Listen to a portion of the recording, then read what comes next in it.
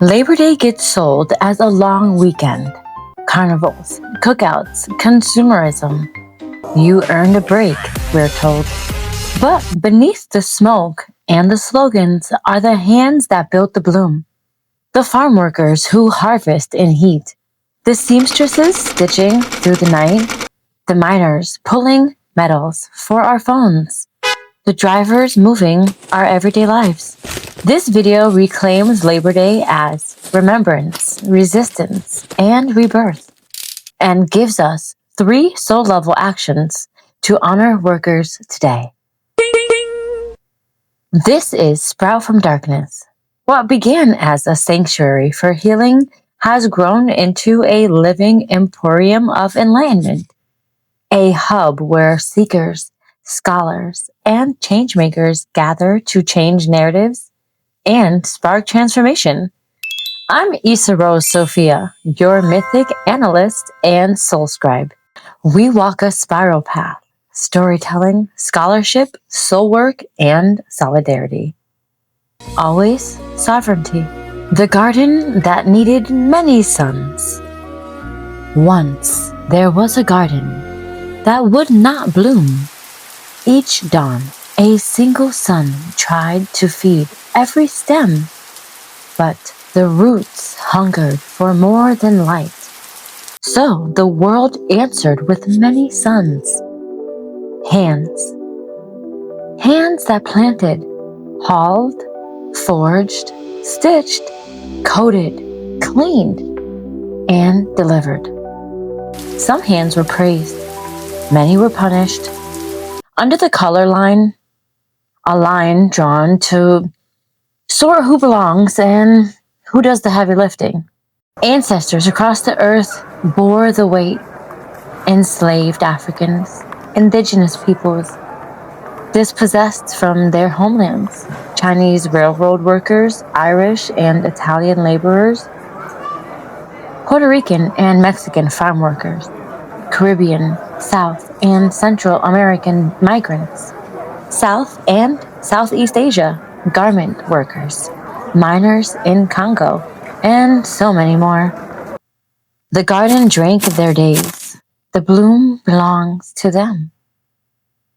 In Gnostic whispers, we remember wholeness is the union of what's split: light and shadow, spirit and society. Abraxas holds the tension. Sophia calls us to wisdom. Labor Day is not the end of summer. It is the altar of the hands. How Labor Day became a holiday and what we forgot. In the late 19th century, mass organizing in the U.S., from the 8-hour day movement to citywide strikes, forced recognition of a federal holiday for workers. But recognition without transformation risks amnesia. Safety, pay, and dignity were never gifts. They were won. In 1911, the Triangle Shirtwaist fire took 146 mostly immigrant garment workers and ignited a safety movement. In 1968, Black sanitation workers in Memphis carried signs, "I am a man," linking wages to human worth. Farm workers organized boycotts from Delano to America's dinner tables. Today, global factory disasters and algorithmic bosses remind us the struggle keeps evolving. The color line, a power-drawn boundary sorting who belongs and who labors. Du Bois named it in 1903. Its afterlives run through policy, pay, and protection. New Deal gains lifted millions, yet excluded farm workers and domestic workers. Roles disproportionately held by people of color, from full wage and hour protections. Even the so-called Golden Age held a shadow economy built on racialized exceptions. Empire and economy braid migration and labor. During Operation Bootstrap, Puerto Rico shifted from agriculture to manufacturing, accelerating migration to mainland cities and fields. The Jones Act shaped shipping and prices, binding the island supply chain to U.S. flagged routes. Meanwhile, the Bracero Program in 1942 to 1964 recruited Mexican labor at scale, a template for seasonal regimes that kept wages low and rights precarious. Communities turned survival into collective power. In 1969, the Young Lords launched the Garbage Offensive in East Harlem, exposing sanitation neglect as environmental racism and labor contempt. The direct action reframed clean streets as a worker community right, the dignity of maintenance as a civil right. Labor Day is global because our supply chains are. In 2013, the Rana Plaza collapse in Bangladesh killed over 1,100 garment workers. Our fashion carries their fingerprints and sometimes their ashes.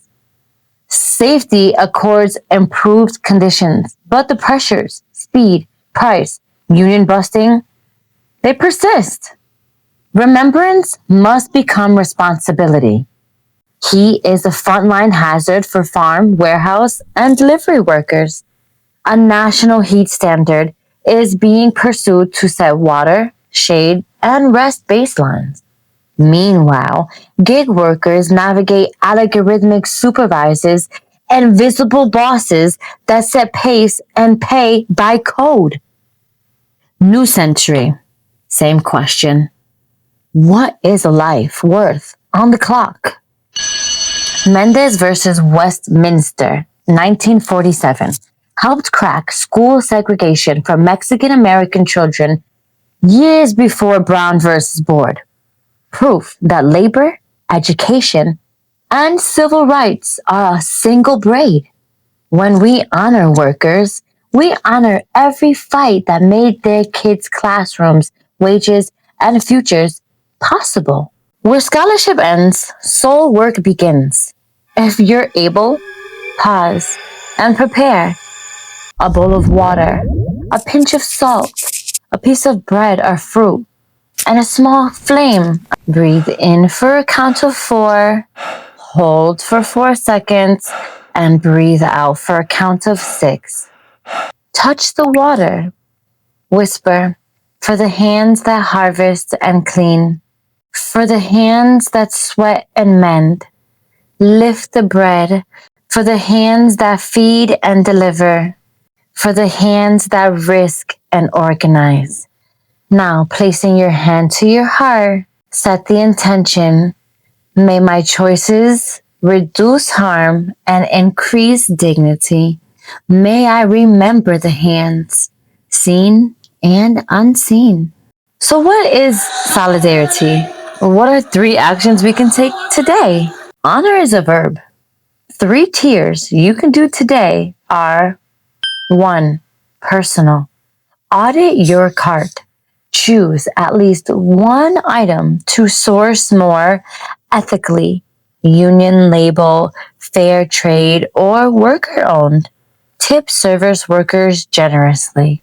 Tier 2, local. Find a current worker campaign in your city. Show up. Donate or amplify.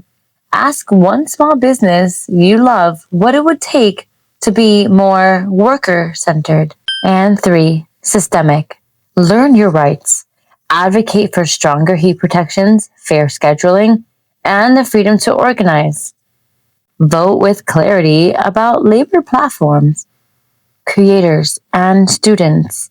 Credit your sources. Pay collaborators fairly. And build community guidelines that protect moderators and volunteers. So here's a summary and recap.